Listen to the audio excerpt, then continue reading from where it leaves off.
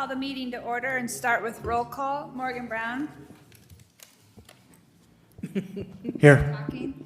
Dave Walbrenner. Here. Becky Engel. Here. Brian Jones. Here. Jeremy Weller. Here. Jan Wietrich. Here. And Christina Shark is here. Up next is adoption of agenda and declaration of a quorum. Christina? We do have, hang on just one second. Go ahead. Yeah, I'd like to make a motion to table Thank you. item H1F. Okay. Thank you. Do we have a second with that I'll second that. modification? Thank you. All those in favor with tabling item H1F, raise your right hand. Motion passes. Up next is a public hearing. The notice of a public hearing for the 25-26 certified budget was published in the Courier on April 8th. This is the time and place for a public hearing and a meeting where interested individuals can express their views both orally and in writing regarding the 25-26 budget. Anybody present like to talk about the budget? No. We will close the public hearing, and this item will be voted on later on in the agenda. Up next is citizen speak. I do not have any green cards. Anybody want? No. Next is the consent agenda. Make a motion to approve the consent agenda? Second. We have a motion and a second. Any other discussion? All those in favor, raise your right hand. Motion passes. Next, board priority, we will promote and monitor student growth and achievement, and students will be challenged with high expectations that meet or exceed measurable targets. We have two action items here. The first one is Odyssey of the Mind World Finals.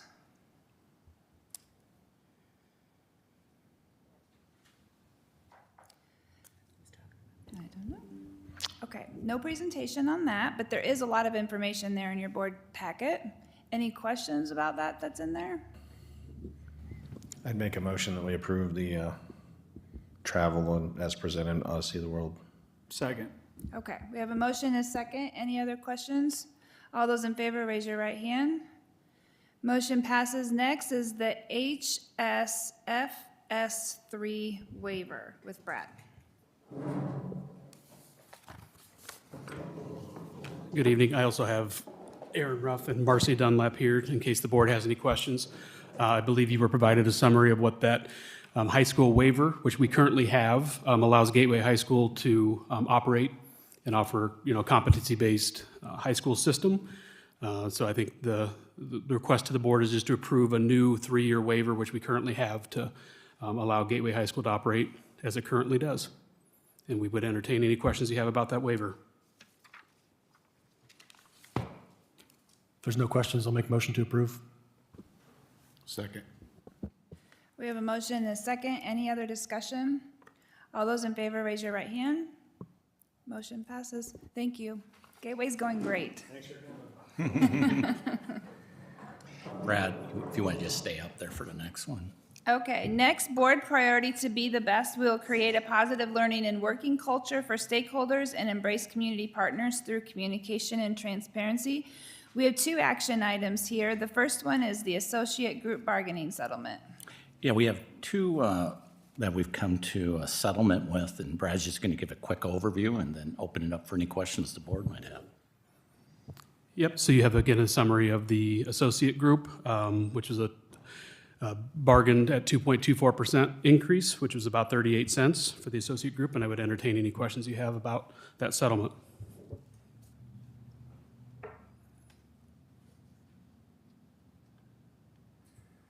In this same section, we also have one on the secretarial staff. Oh, right, yep, and it came out to be about a 2.25, so almost identical, just a little bit of difference in the cents per hour to be round numbers, about 55 cents for the secretarial bargaining settlement. And again, I would entertain any questions on either classification.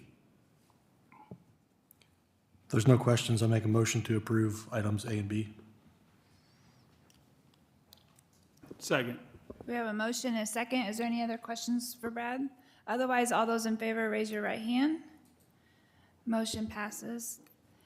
Next, through board priority, through the board's financial stewardship, we will provide operations, technical, and curricular resources to staff, teachers, and administrators so all students have consistent achievement. We have a couple of action items here. The first one is a resolution for Eisenhower Secure Entrance Planning, and the other one is a resolution for James Elementary classroom renovation. John's going to give a quick overview on both resolutions, and we'll open it up for any questions the board might have. Yep, and just kind of to explain why these look a little different and obviously much wordier than some of the other action items we have on the, for the facilities, is these are both projects that we are treating as a competitive, public improvement. They're over a certain threshold, so we take a couple extra steps. And the first one is this resolution. And it's basically, we share what the estimated cost is, so you've got that in your packet. And then we ask the board to kind of approve going out for bids. So both of these will go out, I believe in the next week here. They'll go out for bids, there'll be a set due date, they'll come back, we'll review it, and then I believe there'll be a public hearing at the May 19th meeting. I think we're still working on the timelines. And at that time, we'll have the bids come back and ask the board for approval. So this is just kind of getting us started, allowing the district to go out for bid on both of these projects. I think there's already been a presentation, but we just wanted to share kind of why they look a little bit different and see if there were any questions.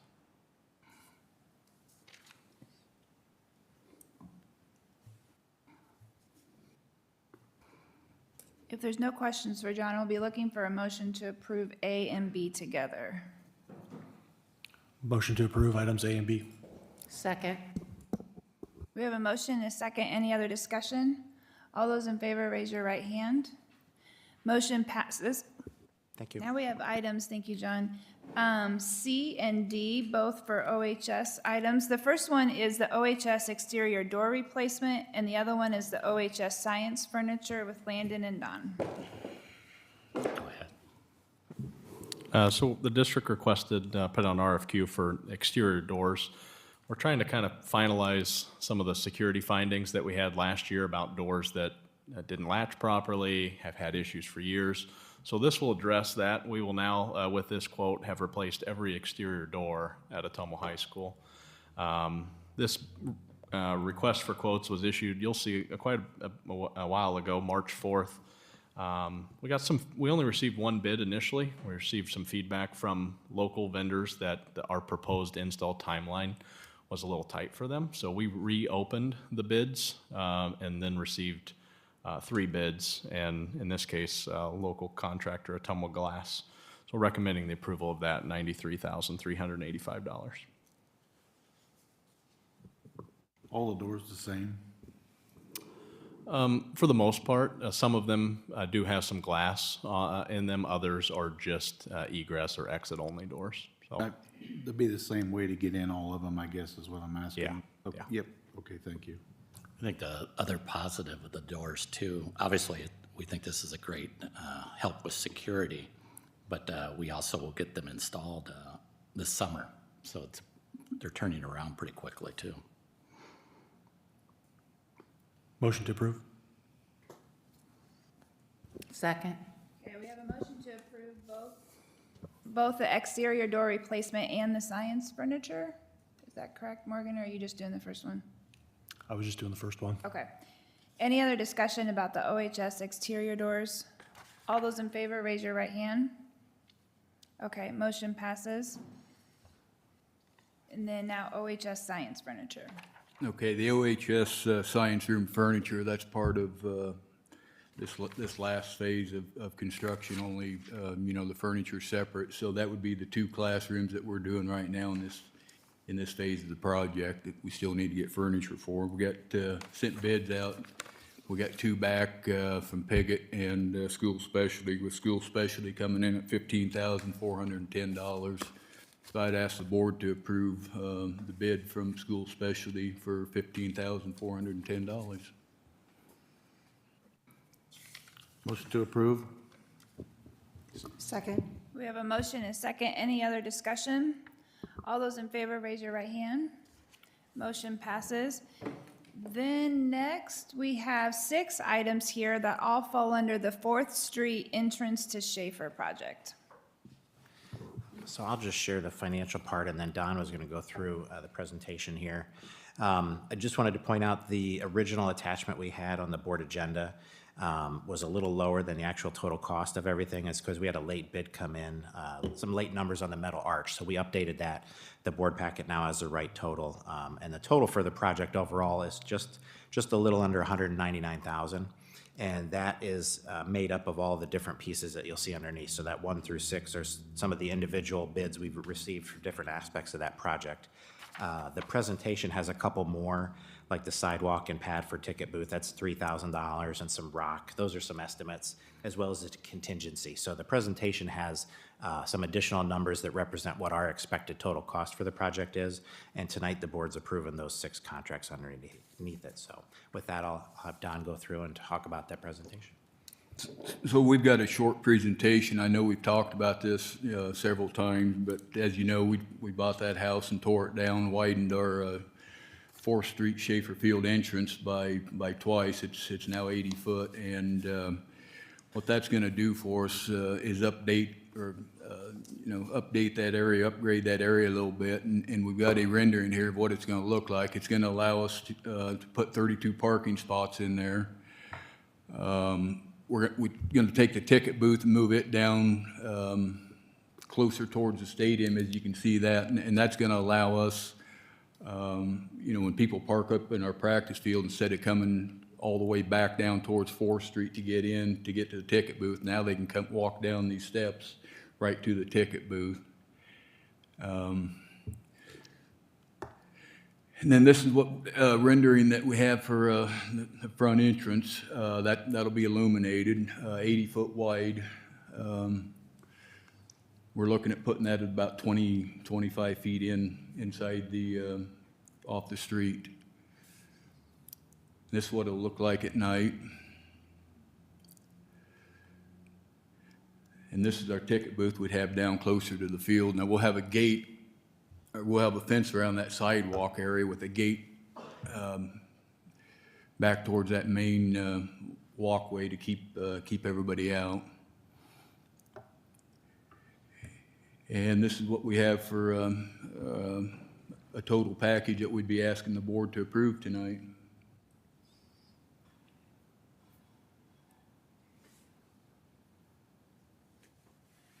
Any questions?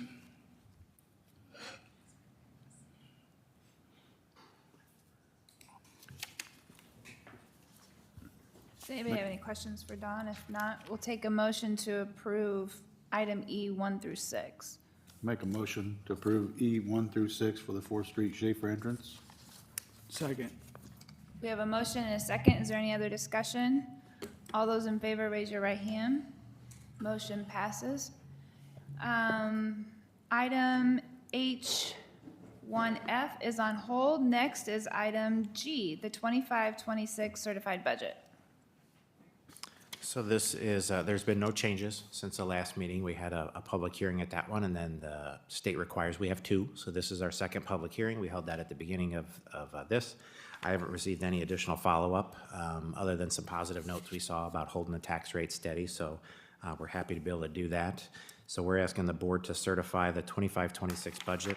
The tax levy is no higher than 14.66907. We'll get some final details once we submit it. They usually adjust it a little bit, but we won't go any higher than that. So if anything, it might be a couple pennies lower.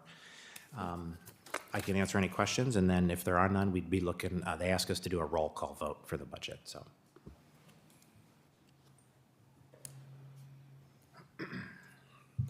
Motion to approve? Second. We have a motion and a second to approve the 25-26 certified budget. Is there any other discussion? And to approve this is a roll call, Morgan Brown. Yes. Dave Walbrenner. Yes. Becky Engel. Yes. Brian Jones. Yes. Jeremy Weller. Yes. Jan Weichert. Yes. And Christina Shark is a yes. Thank you, John. Thank you. Up next is superintendent report. Thanks, Christina. Maria's going to join me for this, and I'm going to actually join Maria.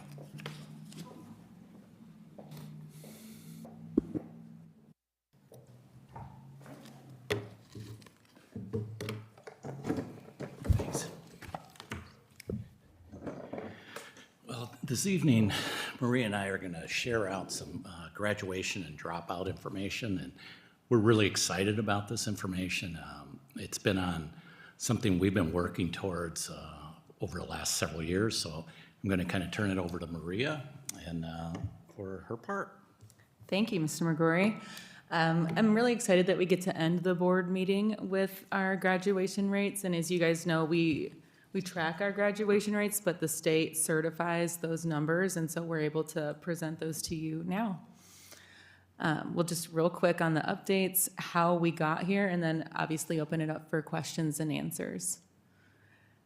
So I just want to look at Ottumwa High School's graduation rate first. In the 22-23 school year, our graduation rate was just over 91%, and we increased to 94.74%. So that is higher than the graduation rate across the state. We're really, really proud of that. And it's when you get to those numbers in the 90%, it's hard to keep increasing. But we're really proud of our high school and the work it's done to keep that number going up. Similar at Gateway, in the 22-23 school year, we had a 62.22% graduation rate, and the 23-24 school year, we had a 75% graduation rate.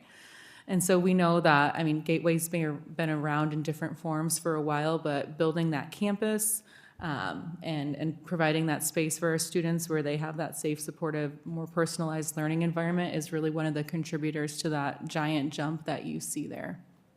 Can I just go back to that real quick? One thing for the board that I'd like to kind of define so everybody knows what graduation rate in the community. Graduation rate's figured over, you track kids starting as freshmen through all 4 years. And so if you start with 400 kids and you end up with 400 kids, you have 100% graduation rate. 400 kids, 300 kids, obviously it's a lot lower. And so it's a very accurate assessment. And the thing I would point out on both those items, the 94.74, I gotta believe that's the highest graduation rate OHS has ever had. I can't imagine it being higher than that. And then also the Gateway, for an alternative school to be at 75%, they're doing a fantastic job as well. That's one of the highest graduation rates for an alternative school in Iowa. So we're just really pleased with that information and really proud of those schools. Thanks. Similar, we have dropout rates, and that's the percentage of the students in that class that drop out. In the 22-23 school year, just under 3% at Ottumwa High School, and just under 2% for the following school year, 23-24. Gateway's dropout rates in 22-23 was almost 12.5%. And you see that giant decrease in dropout rates at Gateway as well, down to 4.83%. And so again, there's a lot that goes into that, but being able to decrease that much in such a short amount of time is really a huge celebration. And I think dropout rate, how you define dropout rate, the difference between that and graduation rate is graduation rate you track all 4 years. Dropout rate is how many students drop out of your school on a yearly basis. So if you have 1,500 students in your high school and 150 students drop out, you'd have a 10% dropout rate for that year. Well, again, what we're really excited about by this is 1.94 probably is one of the lowest dropout rates we've ever had at OHS.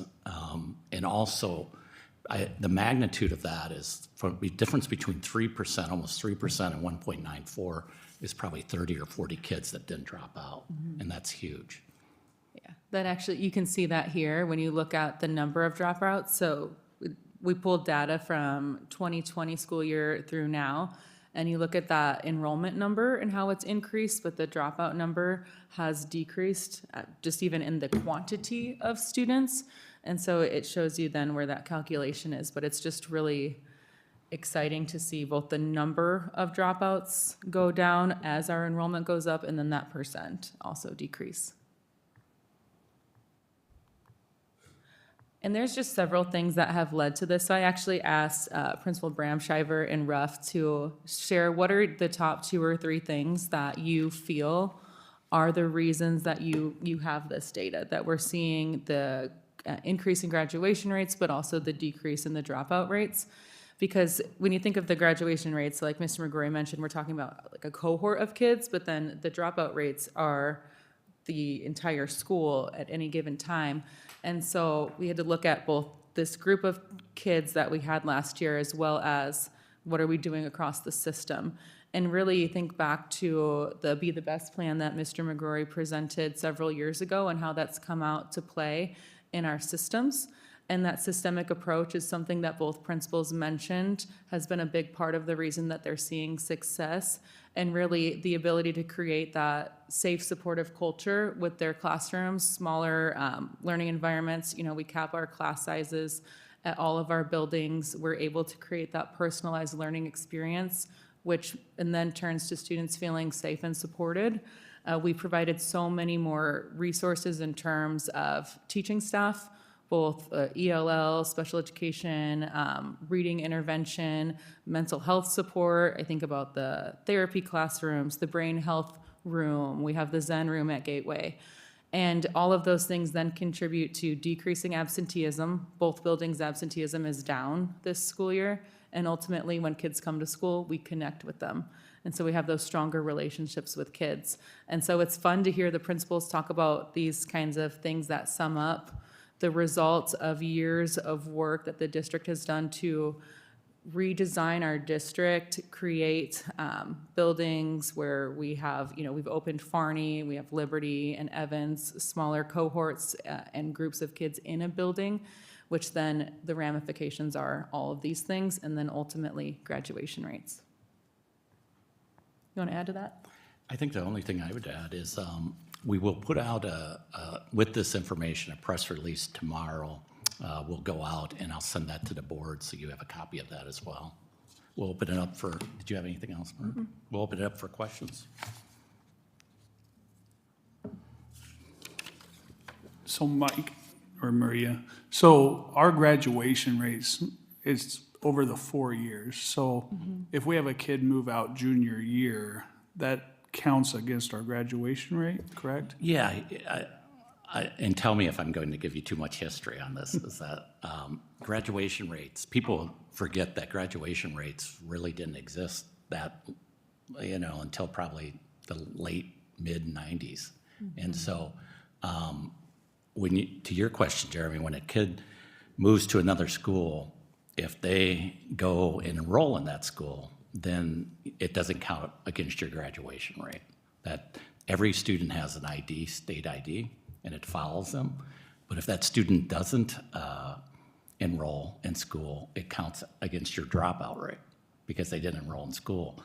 And what they're changing this year that I've been advocating for quite a while is, and this is why dropout rates are a little deceiving, because up till next year, you could have had one kid be a dropout 5 times because they could start at your school, then stop, and then come back over a 4-year period. And if they, every time they did that, you had to count them as a dropout, even though it's just one kid.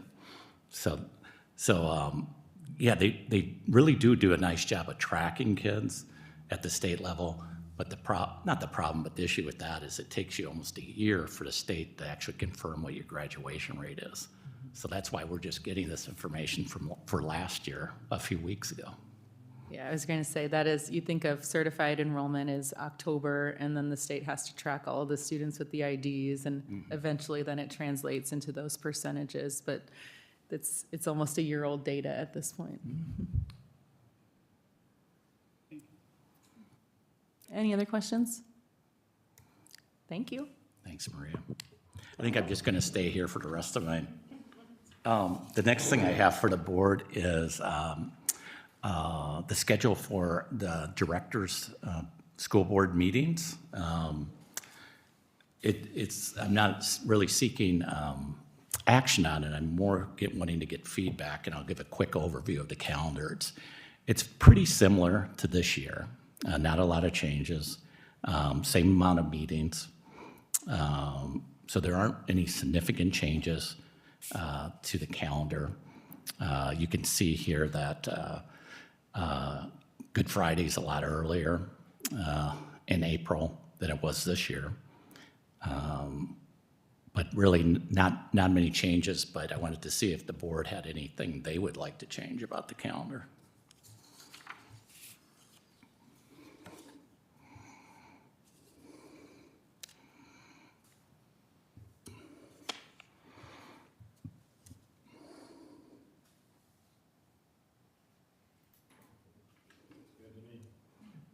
Anybody want more meetings? No, no?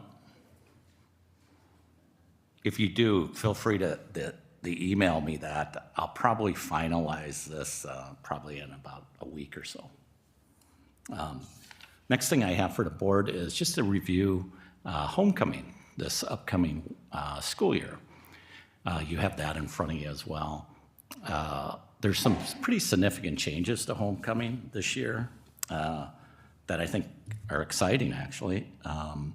They are proposing to move the parade to Saturday, the start of homecoming, and then have the formal dance that night. I think the rationale for those are that we've added some activities during the week, such as the Hall of Fame dinner, and then also, which we're excited about, we're bringing back the lighted cross-country meet that Saturday. So we didn't really want that to conflict with the dance, so they're putting that the Saturday before. I've had parades on a Saturday at other schools. What you find sometimes is that you get more alumni to come back if it's on a Saturday. But I wanted to see if the board had any questions about any of the events, if they had any concerns about the changes, and if you wanted to chaperone the dance, if anybody wants to chaperone the dance. Any changes?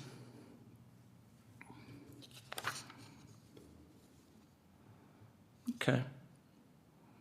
The next I have is, as I updated the board, we looked at what do we want to do with the property on 4th Street that we have now that's where the houses have been knocked down. And I've given this a lot of thought, and what I'm going to propose doing is that we put it on, for now, hold. And I basically, this is what we sent out to our committee. We recognize that this is a big decision, and we want to take some time to consider options and district needs. We will be doing that over the next year or so, and in the meantime, we plan to make that space temporary parking. So we'll use it as temporary parking. It'll be very easy to convert that to temporary parking with how level it is, and then putting gravel on it.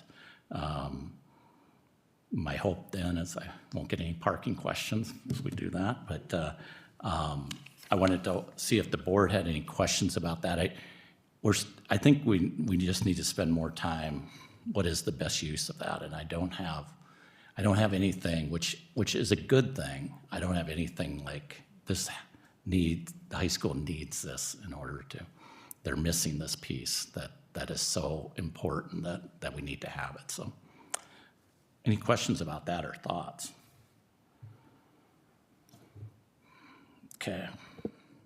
The next thing I have is just a reminder, this is probably for the community as much as anybody, but that we have a retirement celebration this Friday. It starts at 2:30. What I like about what we're doing this year is that we'll have actually all staff in there because we'll be having staff development, and then we'll have the retirement party right after that. From 2:30 to 3 will be the retirement recognition part, and then we'll have a reception down in the lunch, the cafeteria area. So we're excited about that. We have 19 retirees this year with a total, which is unbelievable, 373 years total experience that will be leaving this year. And we're just excited to celebrate that group. Any questions about that? Then the last thing I have is I wanted to mention something special could really happen later this week at the Drake Relays. Delilah is going to be competing in the discus and shot put. And she has a legitimate chance of actually winning both of those, a legitimate chance, very legitimate. And that would be amazing. And historically for us, anytime you make these statements, you double check that, that you're we haven't had anybody win at the Drake Relays, the champion, since 1988. It was a relay. Dave, I don't know if you were in that or not, but you were not, okay. But so it's been a long time since we've had that. And we're excited for Delilah, and we're excited that she has this possibility of making history. She will be throwing the discus on Thursday afternoon, and then Friday morning she'll be doing the shot put. And I think, Christina, that's everything I have. All right, that was a list. Next is board member topics. Anything to add? All right, if there's nothing else, I will take a motion to adjourn. So moved. We have a motion and a second. Any other discussion? All those in favor, raise your right hand. We're adjourned.